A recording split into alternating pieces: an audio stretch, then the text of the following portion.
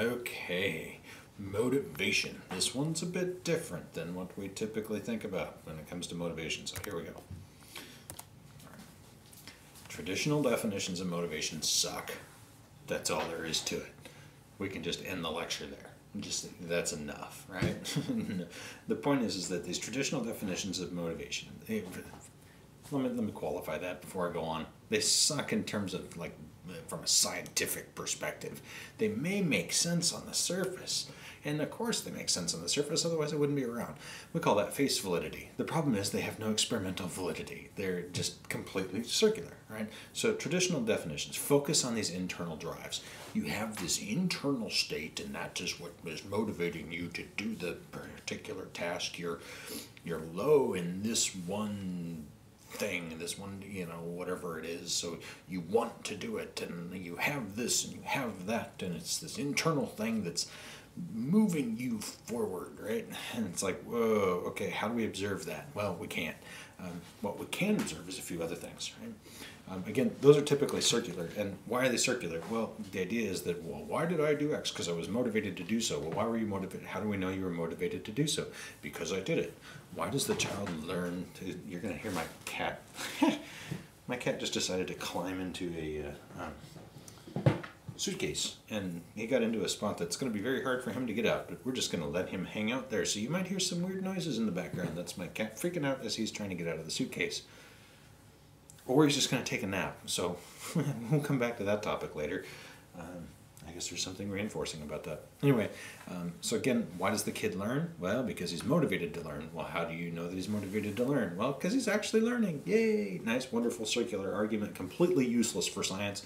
Completely useless for a further understanding of what motivation really is.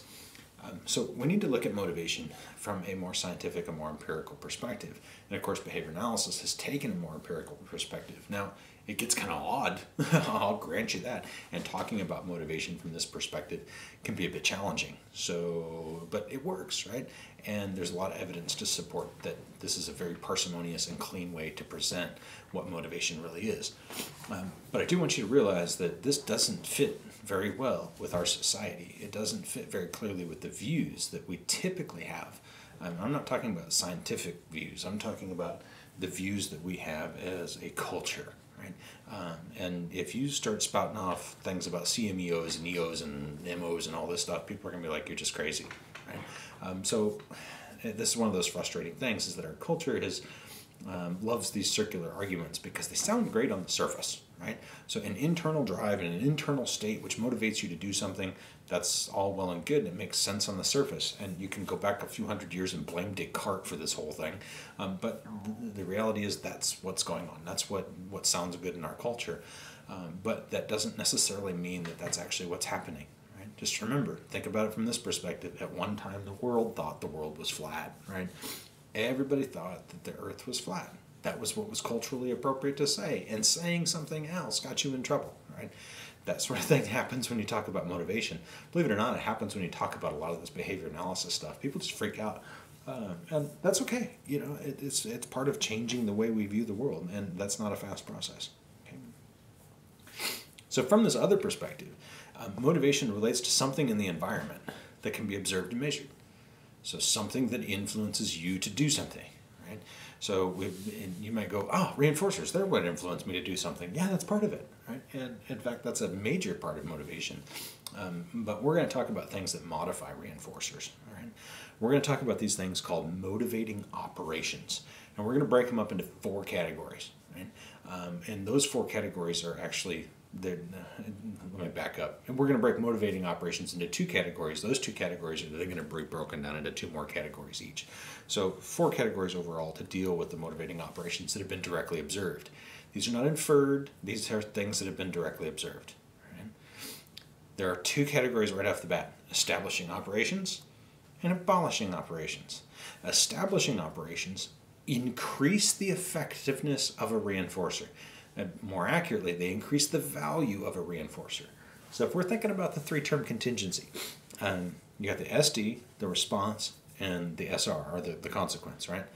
establishing operations and or motivating operations in general modify the consequence. They're not something that act directly on your behavior. They modify the consequence of the behavior. So they change the value of the reinforcer or the punisher. Right? So establishing operations are going to increase the value of the reinforcers. Abolishing operations are going to decrease the value of the reinforcers. And again, they affect consequences, both punishers and reinforcers. Gotta holler, fighty, knock it off. Hey. He's still playing in the bag. Anyway, there's something motivating about that. Probably because he never gets to do it. I'm recording this lecture in a room that the cats typically don't get to play in. So they're going crazy in here and having the time of their life. And that's because, appropriately, we have established the value of this room to be greater. Why? Because they don't get to come in here very often. There's stuff I don't want them messing with in here. They have a tendency to knock the books off the shelf and those types of things. So there might be all sorts of noises that are going on. But they're in here now and they're playing around. So we've definitely increased the value of this room. We could decrease the value of this room, so change the motivating operation by letting them hang out in here all the time. But there's stuff they can get into that I don't want them getting into. So anyway, that was actually a really good example of this situation. I could just kind of finish the lecture, but we're going to go ahead and move forward. So again, the idea is they affect the consequences. They change the value of that consequence of the reinforcer or the punisher. And I'm going to talk about this in terms of just reinforcers, but you can apply this to punishers as well. There's the condoms again, right? Those just tend to pop up everywhere. Anyway, so changing value. An abolishing operation will decrease the effectiveness of a reinforcer. This goes really well with the picture, right? I mean, really, think about it. What's the reinforcer for having sex? The feeling you get, right? That's at least part of the reinforcer. Well, guess what a condom does? Decreases that value. It decreases the feeling, right? It makes things less sensitive. So when you're using condoms, you're decreasing the value of the sexual behavior, of the reinforcer that's available for sex. And it makes absolute sense why someone would be less likely to choose condoms over having sex without a condom if they've experienced both, right? Because when you put the condom on, it is going to decrease the value of that sexual act for both people. Now, there's a way around this, by the way, and it has to do with deprivation of sex. So if you deprive yourself of sex long enough, then sex with a condom is much more valuable. So deprivation is one of those things we can use. We'll talk about that more here in a moment. Okay. So again, the condoms are actually an abolishing operation for the value of the sexual behavior. When something increases the effectiveness of a reinforcer, we call that an establishing operation. So again, if I deprive you of sex, or if you deprive yourself of sex, then sex becomes much more valuable. You know, there was an interesting study. It wasn't even a study. What was it? It was like the social change thing that happened in a couple of places. And though I think it started out in Italy, and then it got picked up in Kenya, and it was absolutely hilarious, and it worked perfectly. And it was a great example of an establishing operation. And what happened was that these ladies all got together and they were like, we've had enough of our husbands being assholes. And by assholes, I don't mean they were like beating them or things like that, but they just weren't taking care of things. They just weren't being a good husband. So the general idea is that the ladies were like, fine, no more nookie for you until you start doing the things you're supposed to do. So what did they do? They increased the value of those other things, like completing their chores, right? Because if they were able to complete their chores for a month, then they were able to have sex. So they increased the effectiveness of the various reinforcers by abolishing or by withholding it, right? So they deprived their husbands of sex, which then made sex more reinforcing for them. Right? And of course, they put some other tasks on that and used some great behavior modification techniques. I mean, it's just hilarious if you start to think about what all the different things that they used in terms of doing that. I mean, they were using rules, they were using goals, they were using motivating operations, reinforcers effectively, they were changing the environment, they were selecting for new responses, they got response generalization going on, they got stimulus. it is actually a great little technique. You can look it up and see it on the internet. There's an interesting story about how that all worked out. And there was a large number of women that got together and did that. And the basic idea is that they're just trying to change their husband's behavior. Okay. The trick with motivating operations and what makes them motivating is that they happen before the reinforcer is delivered. So you put the condom on, that happens before the reinforcer, right? And that immediately changes the value of that reinforcer. Okay.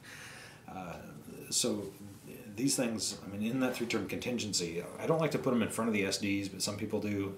I kind of put them off to the side and put an arrow directly towards the consequence, because that's what they're doing. They're really affecting that. They don't affect the discriminative stimulus. They don't affect your behavior directly. They affect the reinforcer, which then may in turn affect the behavior. Okay? And again, it's only changing the value. It doesn't like get rid of it. It's not a consequence in and to itself. It just changes the value of that consequence.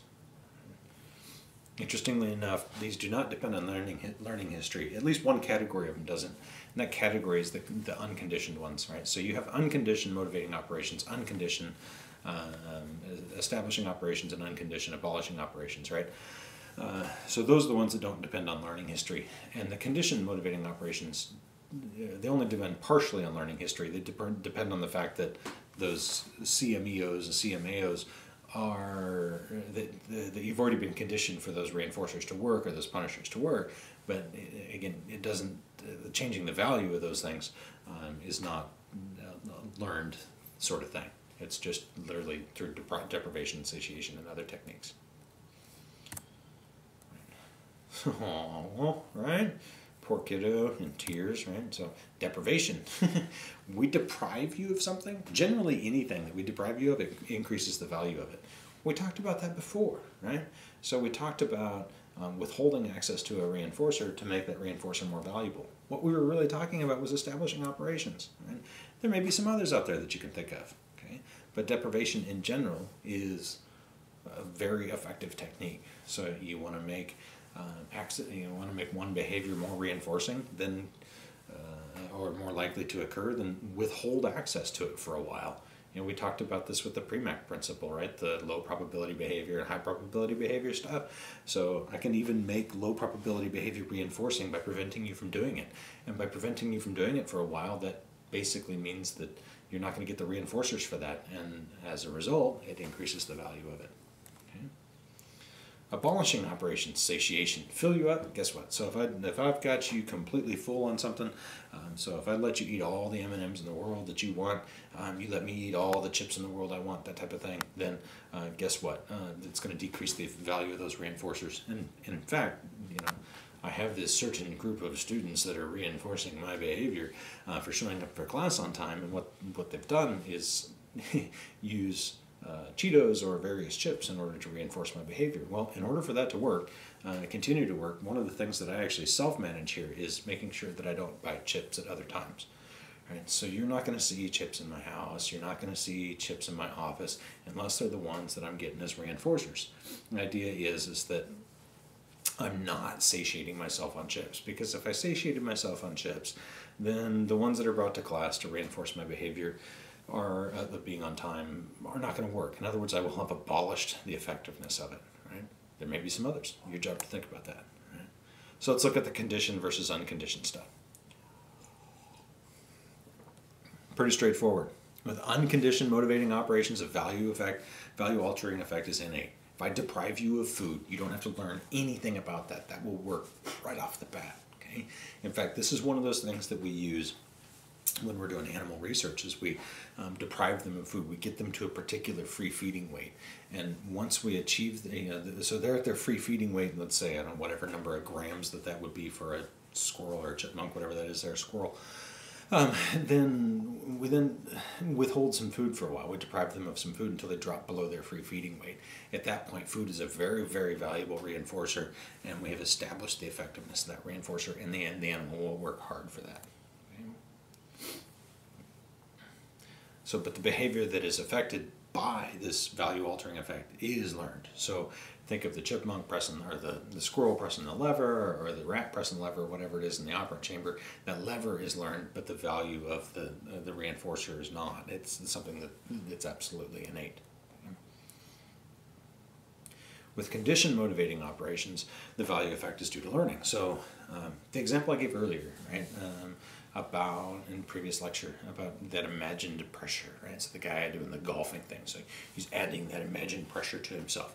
The idea is that that is some sort of value altering effect. So if you imagine that yourself's under pressure, you imagine, it's like it's the 18th hole of the U.S. Open and you're tied and you got to make this one putt for birdie in order to win, right? What you're trying to do is alter the value of the reinforcer. In other words, alter the value of making the putt to make it more likely that you'll do it and make it more valuable when you do. But that's something you had to learn to do, right? That's not an innate sort of thing. One of the other ones that we talk about is money, right? So deprivation and satiation of money is actually a conditioned motivating operation. It may seem unconditioned, but you had to learn what the value of money was in the first place. How are these things different than SDs and S deltas? Right? The idea is that a discriminative stimulus is a signal that tells you that a reinforcer is available for a particular behavior. So the SDs are connected to a response, right? In the sense that that response will be reinforced. That's what an SD is saying. Okay? CMOs are events or conditions that alter the effectiveness of the consequence. So these things are targeted at the end. They're not targeted at a response. Right? So they're changing the value of the reinforcer, which then could be used for any response. Okay? So they're not the discriminative stimuli. They're not signaling what to do. They're not signaling any of that stuff. They're just saying that all they're going to do is change the value of the reinforcers. Right? They are very, very temporary. You don't get stimulus control developing with CMOs like you do with a discriminative stimulus. Once you've been undeprived, so to speak, once you're back to your free feeding weight, then food is less valuable. This is an interesting one to think about. Oftentimes, rules and goals are not really discriminative stimuli. We kind of talk about them as being SDs. They kind of are, they kind of aren't. But some people have argued that rules and goals are actually conditioned motivating operations. The idea that, especially with goals, the idea with the goal is that by stating that goal, I'm altering the value of doing the behavior that is being set up in that goal. Right? Because then now I have achieved it, and that achievement is more important than like reaching the goal, right? So I've reached the goal rather than just, oh yeah, I did the behavior. Oh yeah, I was successful today at not smoking a cigarette. Yay!